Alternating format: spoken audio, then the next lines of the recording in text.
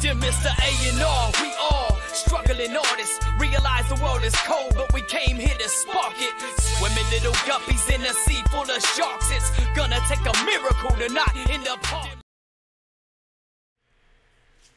Hello, and welcome to Inside the Six Live. Hi, everybody. This has been quite a bit of time in the making. I have struggled through so much to get this working, and I'm very happy that it is working finally.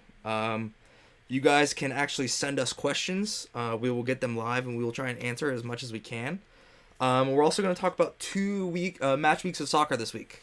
Yep. Match week 14, which started December 4th. Is that right? Yeah, that's right. That's correct. All the way through, and including match week 15. So this might be a little bit of a longer episode. We think that's okay because we're live.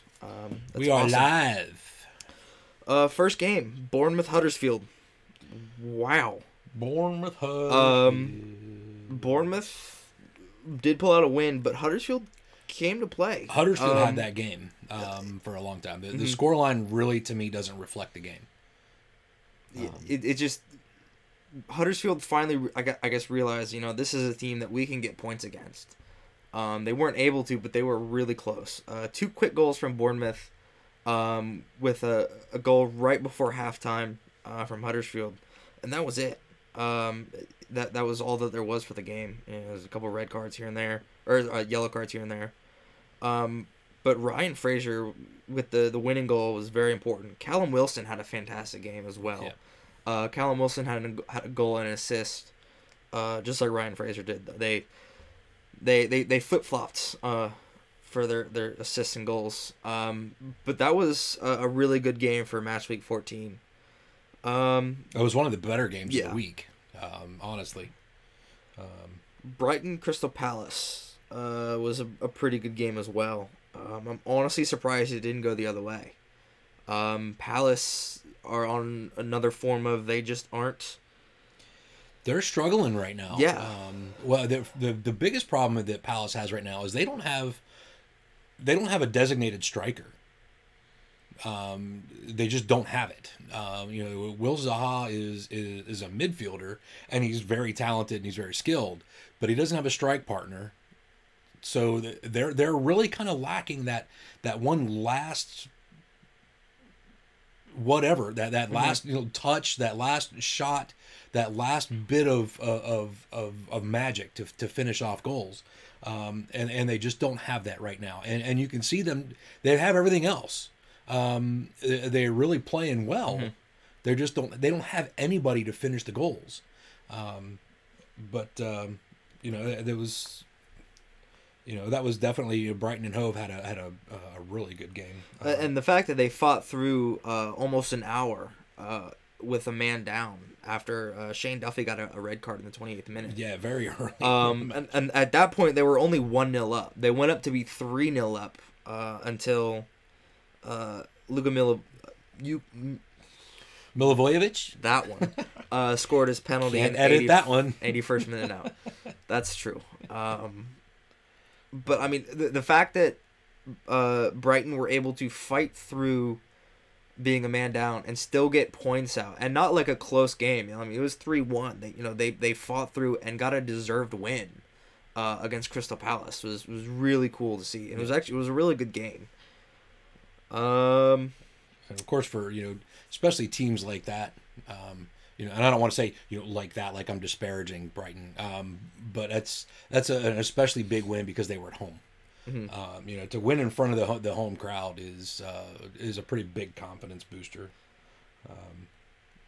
But West Ham Cardiff kind of went as expected. I think so. It was 3-1 to West Ham. Cardiff missed a penalty in the 36th minute to go up early. It's not the kind of football you have to play a lot higher level football to stay in this league, and Cardiff just aren't doing it right now. But I mean, there's really nothing else to go for that game. It was as expected.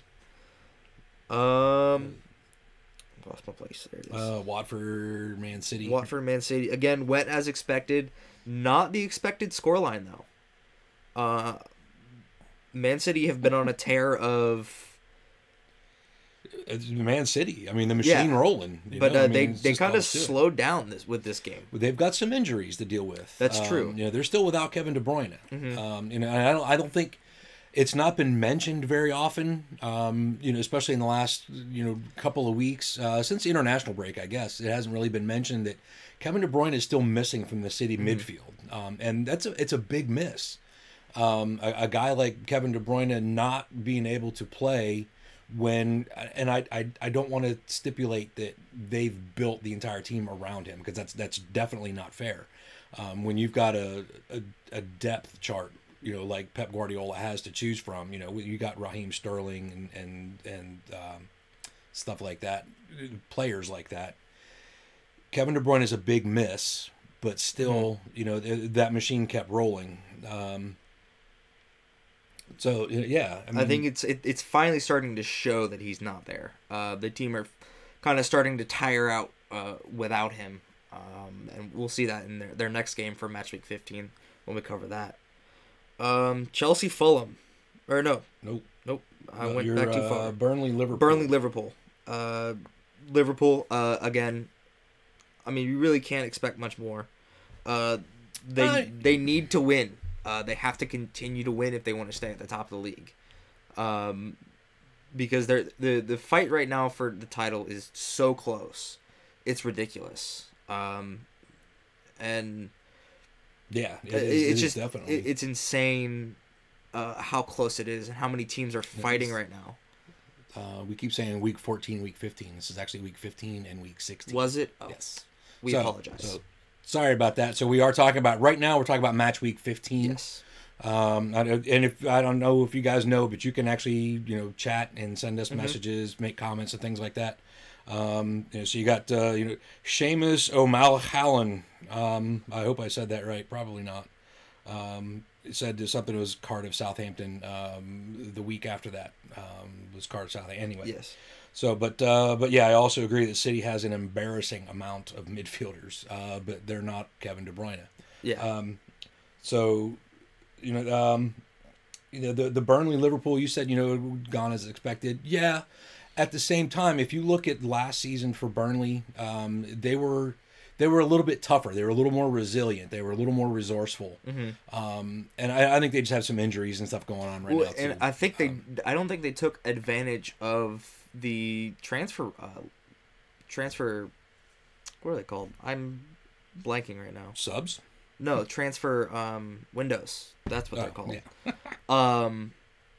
Because I mean, the only player that they really brought in was Joe Hart.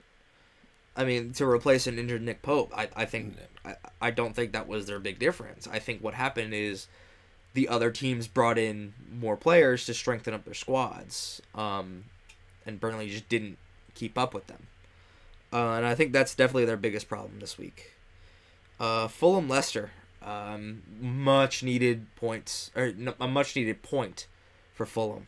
It was a 1-1 draw after a goal from Kamara and James Maddison, and it just, I don't know, that was a really good game to watch. It was a battle. It was a really, really fun game to watch, to see the players really fight it out. Well, I guess not, fight it out, but, push through and, work for every inch of the pitch. Yeah. And the James Maddison goal, as I was watching that match, pre-game stuff, the Premier League and I guess, most professional soccer, football teams, as they come out onto the pitch, your pregame stuff, they have the kids with them. They come out with the kids, the sponsored kids, things like that, and it's always cool. But James Maddison, the little girl, I don't remember her name, and I'm really sorry that I've forgotten her name. But there's a little girl who was a James Maddison fan even before he was with Leicester City, and I'm trying to remember where he came from. But anyway, it was a championship team. But she's battling cancer, and apparently James Maddison really kind of got himself attached to the family. Aberdeen. Yeah, with this little girl's fight. Norwich. Norwich. It was Norwich. But he brought her to the match with him at where were they? At Fulham. Yeah. and carried her out on the pitch and everything, and he even dedicated the goal that he scored. He dedicated it to her. That was really, really cool. Again, that's just one of the things. I mean, there's some the dark side to football, and I don't like to bring that up. Especially with stuff with Raheem Sterling lately. But for the majority of what goes on a football pitch, is stuff like this. Just really the good side of humanity, the good side of sportsmanship. Just being an all-around good guy. I don't know James Madison. I'll probably never meet him, but just something like that tells me what kind of the caliber of human being that he is. And I think that speaks volumes for the Premier League and football in general. So. Yeah, and I think that's how Leicester have been playing a lot lately. They haven't been fighting for points. They've been fighting for the fans, especially after Shravadada Prava died. Yeah. Everything is for the fans now. They want to fight for everything they can because that's what the fans are wanting from them, and it's awesome to see that they're actually doing that. They're getting a point here and there. They're not winning every game, but they're still fighting. And they're playing with everything they've got, and that's really awesome to see. Just a quick note. I know some of you are making comments and asking questions, things like that. It's exactly what we want you to do with the chat. Please ask us questions and make comments, things like that. And thanks, Alexis, for trying to fluster me and stuff. We really appreciate that. But a quick question from her is, how is Harry Kane doing? Harry Kane is doing Harry Kane. He's still scoring goals. They're all poachers' goals. They're all poachers' goals or penalties. But again, that's Harry Kane stuff. Yeah. So. Yeah, I mean, like I said, he's playing well. Tottenham are third in the league right now. Yeah. And he's obviously helping with that. I think Tottenham have finally figured out that they can't just rely on him. They brought in Lucas Moura. They've gotten Dele Alli more involved. They're bringing Eric Lamela on. They're using Heung-min Son. It's finally a team that they're playing as a team instead of relying on one striker. Yeah. And Eric Lamela is he's kind of coming into his own now. Yes. I think he's matured a little bit. I think he's matured a lot. He's not the same hothead that he was when he first came on the scene. He's a talented player. I'm just glad to see he settled down a little bit. Yeah, and that shows with their win over Southampton in Week 15. It was a 3-1 win. A goal from Harry Kane, a goal from Lucas Moura, and a goal from Heung-min Son. And Christian Eriksen with an assist, and Harry Kane with an assist. Like I said, they're getting everybody involved so that they can win games and potentially win a championship, or I guess a title. And it's working for them. So it's awesome. And I think a game that we need to talk about, I know it's not going to be your favorite game to talk about, but it's one that had pretty big implications as far as table standings, and it was the Wolverhampton-Chelsea match. Chelsea got handed a loss at Wolves, which was surprising, really. I mean, Wolverhampton, I think, is a pretty good squad, but I mean, they're not Chelsea. Chelsea's got their style of play. Sarri ball is actually pretty impressive. And you got Willian and Eden Hazard. Those guys really just churning out wins for this team. And to go down like that, at Wolverhampton, was pretty surprising. And again, the implications to the table was pretty big because it was another one of those games that. It as a Liverpool supporter, helped kind of set the table for what happened in match week 16. So that was a big deal. It just seems Eden Hazard is still Eden Hazard. He's still a great player. Yes. They've got him still playing that false nine. I think he's kind of growing into that. I think at first he really didn't like that when Antonio Conte had him doing it. But I think he's kind of growing into that now, and he's making it his own. He's not scoring goals like he was. Obviously, he's got 8 goals this season. He's not in first for the Golden Boot right now, but he's up there. But he's leading the league with assists. He's got 8 of those as well. So instead of scoring goals like he's always been known to do, he's creating the chances. Right. And it's working sometimes, but it's working sometimes not. Like with Wolves, it didn't work as well as it should have. And in my opinion, Chelsea just didn't show up to that game. Wolves deserved that win, and it shows by the scoreline. But we'll go over the match week 16 game where they did show up and it worked flawlessly. But moving on, much to the approval of Liverpool supporters everywhere. You're welcome. Everton Newcastle was another battle game.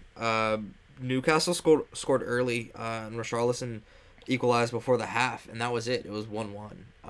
But again, each team was fighting for every inch of the pitch to try and get that win. Especially Everton, Get that W. who needed a win. It didn't materialize for them, unfortunately. I mean, as far as that goes, Everton, I think, are still kind of knocking some rough edges off. With the manager change. I think they're in better shape now than they were when with Ronald Koeman. But yeah, they needed the points and they managed to grab one. And yes, Seamus, Newcastle fans singing "Jordan Pickford has little arms" was the highlight of that match. Absolute fact. I personally am a fan of Jordan Pickford. I am too, and that's hilarious. He's a good goalkeeper. He is. I mean, he's had a rough couple of weeks. Especially with the Merseyside derby.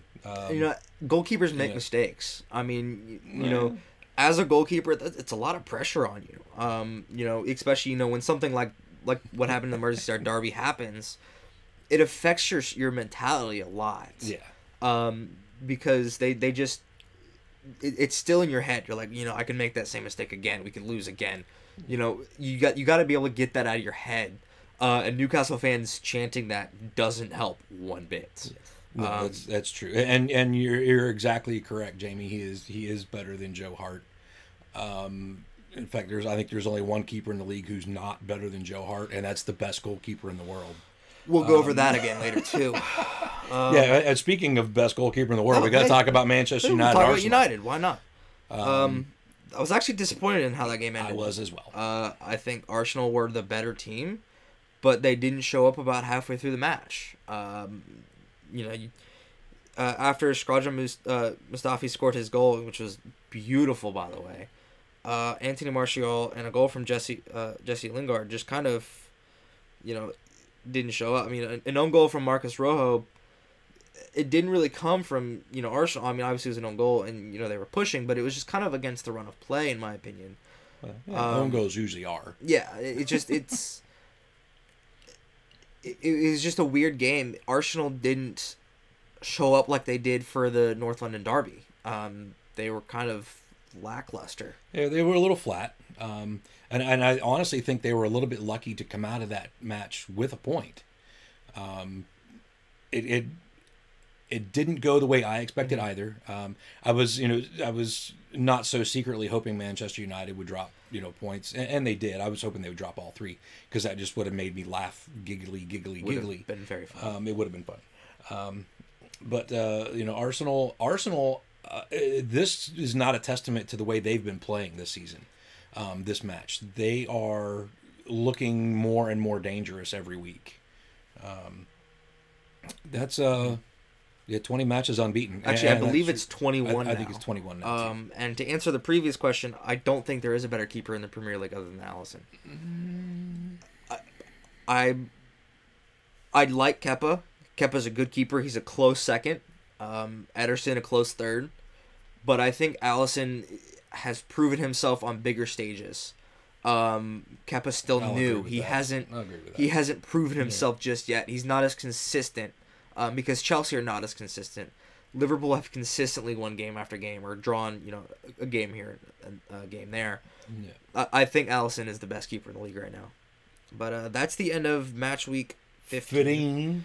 Going on to 16, there were some big games in this week as well. Liverpool getting a 4-0 win over Bournemouth.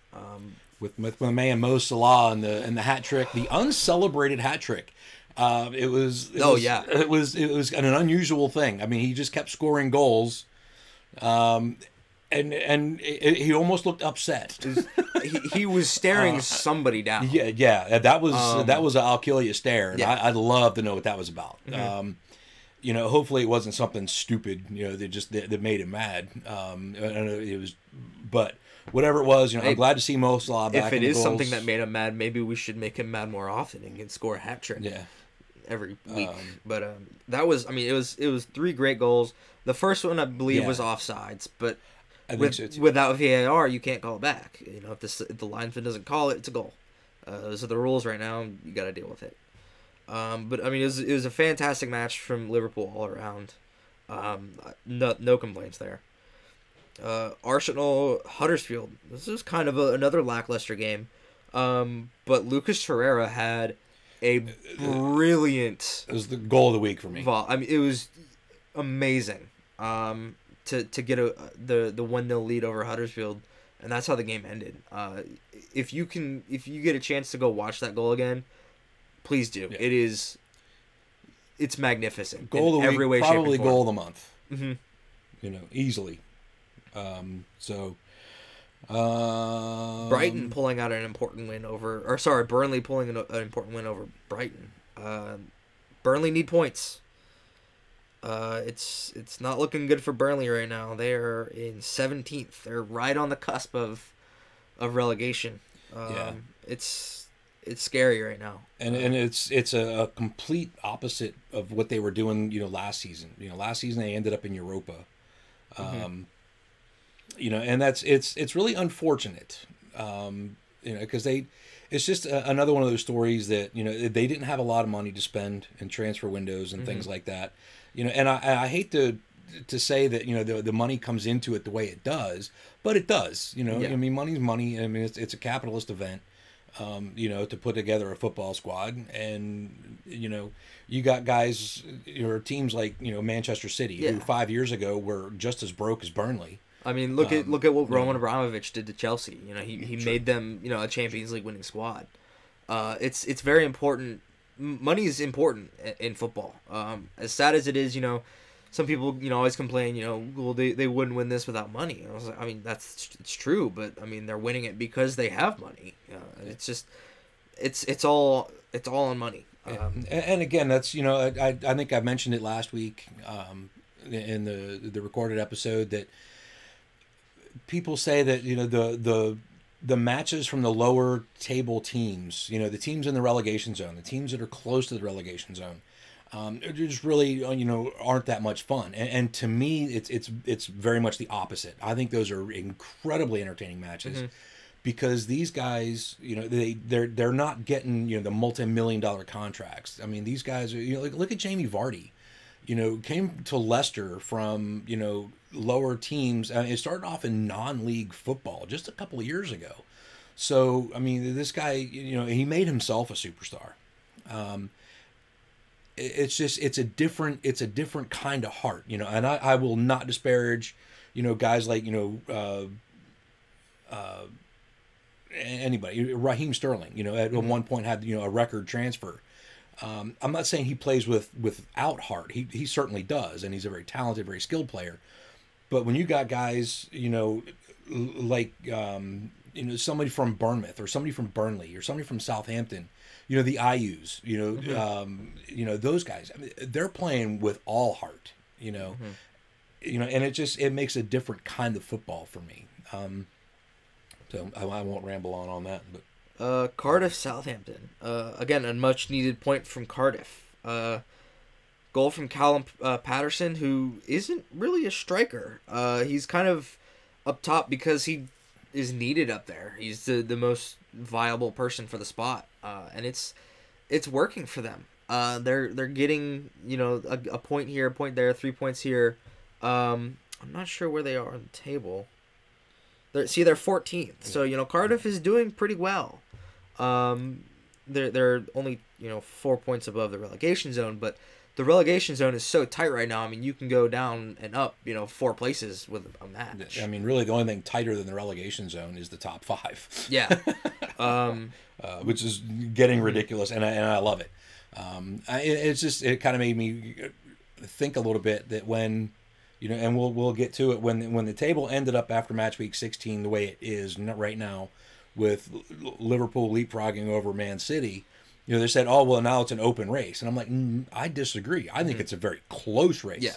I mean, first and second place are 1 point different, and the goal differential is nuts. You know, and it just, the top 5 is really stacked pretty tightly. And it's going to be great going into the Christmas break. United Fulham. Really, the only talking point for that game is Romelu Lukaku scoring another goal. He's got 2 and 3 now. So David De Gea somehow doesn't get a clean sheet. Honestly, not that surprising. Is a good game. We both like goals or games with a lot of goals. Yeah. Everybody likes to watch the goals. You know, whether doesn't matter what team it's from. You know, seeing goals, it's always fun to watch. The Fulham goal was a penalty. So, but I mean, still, you know, 4 goals for United. It's still fun to watch. West Ham, Crystal Palace, game of the week for me. I agree. Which is crazy because I'll definitely agree. City lost this week, but this is still game of the week for me. West Ham went down. Did they? Yeah, they went down early. Yeah, it was 1-0. They went down early. They tied it up, and then I mean, coming back from halftime after just a little bit, something clicked, and they're like, oh yeah, and then they scored 2 quick goals, one after another. And they were brilliant. Was definitely said in the locker room at halftime, and it shows even deeper the problems that Crystal Palace are having, because to go up like that, and then to lose a game the way that they did, I mean, they just crumbled, and it was honestly sad to see a team like that, because Crystal Palace are a good team. They've got good players. They've got a good coach in Roy Hodgson. But they can't piece things together, and that's their problem. And again, they don't have a designated striker. They have some attack-minded midfielders, but they don't have that final touch. That's really what they're missing. And I'd like to see, I mean, with a class player like Wilfried Zaha, I'd like to see him kind of step up and make that move. He knows how to score goals. I would really kind of like to see him get in there and get gritty, and that was actually one of the articles we read about Romelu Lukaku. That was one of the things that apparently he and Jose Mourinho had talked about in the recent weeks is his form is suffering because his aggression is suffering. He's just not being aggressive. His attitude. He just his intensity was down, so he wasn't playing aggressively. He wasn't scoring goals, and of course you don't score goals, so you kind of get lackluster and you get complacent, and and I think he just got lazy, but it is what it is. So speaking of second place for game of the week, down goes City. Yeah, this was a very important match. It was, and it's honestly surprising. We watched it live, and as it was happening, the entire time, me as a Chelsea fan, I'm like, we've got to get a point out of this game. We've got to get at least a point out of this game. I'm expecting City to be City, and they weren't. They really were not. The first half they played really well. They had Chelsea on their heels the entire time, until the 45th minute, where all of a sudden N'Golo Kante comes out of nowhere, and scores a fantastic goal. It was a brilliant goal. And they go into halftime 1-up, and I'm sitting there like, where is this from? This is, we're not supposed to be beating City at halftime. City are supposed to be an invincible force. Come to see that they're not. They did struggle a bit. Well, and I think it rattled them. I mean, because the goal that N'Golo Kante scored, assisted by Eden Hazard, again, we talked about that earlier. He's not scoring goals, but he's creating chances. He's masterminding a lot of goals. He had 2 assists. He had both of the assists this game. But that goal, it didn't come out of nowhere, but it came out of nowhere. If you know what my drift is there, it was really just unexpected, and I think it really just kind of threw. It was almost like a sucker punch to City. It's like 2 heavyweights slugging it out, in the middle of a ring, and all of a sudden, the underdog just catches the champ with, that right cross. It just rings the bell, and I think that's what happened, and I think they just really never fully compose themselves after that. And again, you know, they're missing some key players. They don't have Sergio Aguero. They don't have Kevin De Bruyne. And they don't have Vincent Kompany right now. I'm guessing he's injured again too. I just thought of that. But Conte, yes. No, he was on the bench. He just didn't play. Oh, okay. But yeah, that game, as far as standings goes, was very important. It's one of the few games that come and go throughout, you know, seasons and things like that, where I find myself having to root for Chelsea. You know, and for obvious reasons, for, you know, for exactly what happened. You know, Chelsea pulled those 3 points away. Not only did it leave Liverpool as the only unbeaten team in the league right now, but it also leapfrogged Liverpool over City into first place, you know, going into the weekend. And that was awesome. Yeah. And just to point out, you know, how Chelsea were really on their toes. You know, obviously they came out in the second half, you know, with their heads held high. They're like, we're winning right now. Let's go get an insurance goal, and let's put this game in the dirt and finish it off. Cesar Azpilicueta was named man of the match by FotMob, which is, again, the service we use, the app we use to get all of our data. He attempted 13 tackles as a right back, won 8 of them, and only had 1 foul. It's brilliant. It was exceptional defending. You know, especially going up against Leroy Sané in the beginning. Yeah, he's going up against Leroy Sané in the beginning, and then when Gabriel Jesus was subbed on, I believe Raheem Sterling switched over to the other side.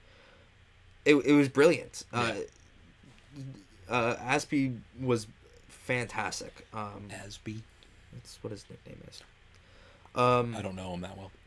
The late game of the day, Tottenham, Leicester, did not go the way that I was personally hoping, but it was still a really good game to watch. 2 great goals from Heung-min Son and Dele Alli. Like I said, no goals from Harry Kane, but still 2 really good goals. Shows how deep Tottenham have gotten in their roster. They're using everybody. Well, and they still have that very young roster too, which is really helping them out a lot. And I think in the long run, that's going to be really important for Tottenham. You know, going forward in the next couple of years. You know, as this team, they're young, and as they build their bond as a squad and mature together. You know, I think they have the ability to be together for a long time. You know, and that's important. You know, so we got a couple more matches to go. Hang with us, guys. We're almost there.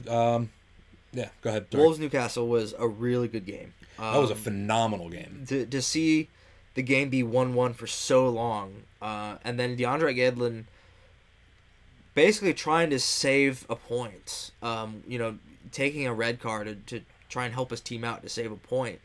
So foolish. I mean, I understand what everybody's saying. You know, it was, you know, the professional foul and things like that, but I thought it was silliness. I disagree. I think, you know, to take a red card. I mean, a yellow card I get, you know, but I mean now your team's without you for the next match. Look at what Luis Suarez did against Ghana in the 2010 World Cup. He went and purposely did a handball to try and, you know, stop a goal, and they missed the penalty, so they went on to the next round. Yeah. I mean, things like that. If you sacrifice yourself, eventually, there's a chance that something good will happen, and you'll benefit from it. I think DeAndre Yedlin was just unlucky. The team weren't able to, defend for the rest of the match. Matt Doherty scored a goal in the 90th plus 4. Yeah. It's just like I said. I think it was just unlucky. It was, it was a really good attempt. It was a courageous attempt to try and help the team, but it wasn't enough. No, and I mean Wolverhampton, I think they're enjoying their time in the Premier League. It shows the way they play. So I mean, with in the last for week 16 was Everton hosted Watford. That was a frustrating game for me to watch because Everton just couldn't pull it off.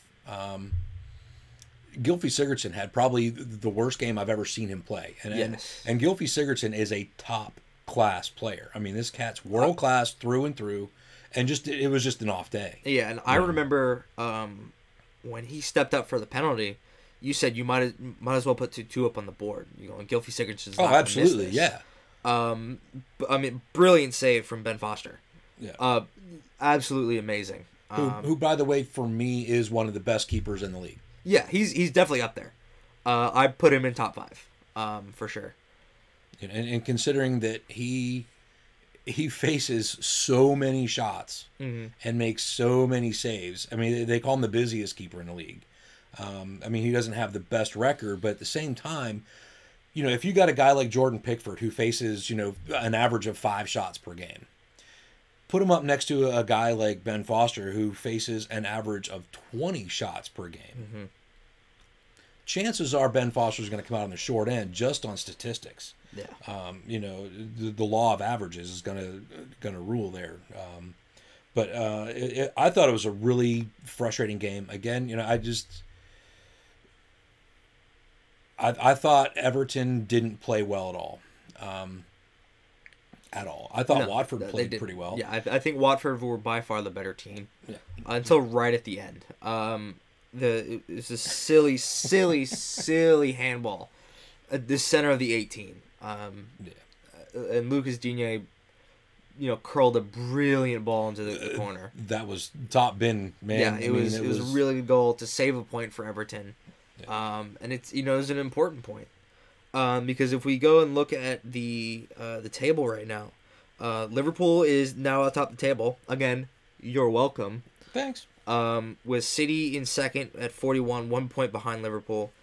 Tottenham in third, 5 points behind second. Chelsea and Arsenal are tied at 34, and Man United's in 26. United's 8 points behind. And they only have +2 goal differential. Yeah. So that's what the world's best goalkeeper can do for you. Just saying. Just putting that out there. I mean, even Jordan Pickford's doing better than that. With his small arms, Jamie. That's never gonna not be funny. I'm sorry. If I ever go to an Everton game, I'm gonna chant that. And then after the game, if I get a chance, I'm gonna try and get his signature because again, he's an awesome goalkeeper. He's got to have a big pen because he's got small arms. But I think that's it. Yeah. Unless you want to go over today's. Nope. Let's let the rest of the Champions League stuff play out. There's some Champions League stuff going on today. As of today, I think there's still a couple more matches left over the week. We'll get to that for match week 17 when Inside the Six returns in a week. That's really all I have. But yeah, I do want to point this out. This is something Thomas and I talked about earlier, and one of our viewers pointed out, about, did you hear the story of N'Golo Kante missing the train home a few games back? So he went to a local mosque, met some Chelsea fans, and then invited him back to their house for dinner and to watch Match of the Day. And apparently they played some FIFA too. Yeah. But yeah, I did hear about that, and that's awesome. That's the kind of guy N'Golo Kante is. I read an article today about, even during the World Cup, when France won the World Cup, he was just as happy, he says, as the rest of the team. He doesn't see. They had to force him to take pictures with the trophy.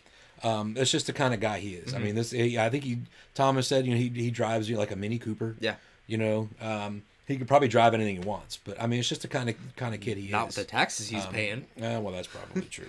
That's another story. He has decided not to have an offshore banking account, which means he's paying more taxes than like Amazon and somebody else, another like giant company combined. Because he's like, I'm not in it for the money. I'm in it for the football. I love playing football. I mean, it blows my mind that I'm sorry. I love playing football too, but if there's money involved, I want as much of it as possible. Yeah, at least he's paying his taxes. Cristiano Ronaldo, Leo Messi, Neymar. Anyway. But I think that's it. I think that is it. I want to thank everybody who came to watch live. Everybody who's watching the video after this was live, because it will still be up on YouTube. Yeah. Everybody who commented, asked us questions. made little remarks during the video that we could. We're really happy that we were able to see everybody. Like I said, that's what I'm doing right now. I'm looking at everybody who's commenting and putting stuff on. Yeah, we really appreciate that, and hopefully this grows as we do it a little bit more. And get the word out. We're gonna kind of step on the gas a little bit as far as getting the word out that we're doing this. Live, it just seems a little bit more fun. We went kind of long, but we had 2 match weeks to cover. Yeah. So we apologize for the extended show, and that won't be a usual thing. I'm gonna work on the editing a little bit more, try and shorten things down a bit. I'm gonna get this perfected and take it out. Yeah. Again, thanks for watching Inside the Six with Ian and Thomas. We appreciate you guys being here. Again, this was our first live episode. It was really fun. Thanks for the interaction. That's something that was really important to us, to be able to get that in there. Thanks to Thomas, who does all of the editing and production. He works really hard on that, and he's the only one that does it. I have absolutely no interest in editing or producing. I just sit here and introduce my punditity. I think that's a word. Look it up. Probably not. Probably not. But very special thanks to our good friend Macrophonic MC, who allows us to use his music for intro and outro. Links are there. Check out that stuff. Check out the t-shirt shop, where you can get Inside the Six merch. Not this one, sorry. And there's stickers and t-shirts, hoodies, hats, phone cases, aprons, coffee mugs, the whole shebang. We really appreciate all that stuff. Thanks for tuning in, and keep an eye on hit subscribe too. Thanks, Mike, for subscribing today. We really appreciate that. Adding to our subscriber list. As a subscriber, you'll get notifications next time we're if you hit the bell, you have to hit the bell icon. Hit the bell, make the bell ring. Thanks for watching, everybody. We'll see you next time. Thanks, guys. Dear Mr. A&R, we all struggling artists. Realize the world is cold, but we came here to spark it. Swimming little guppies in a sea full of sharks. It's gonna take a miracle to not end up hard.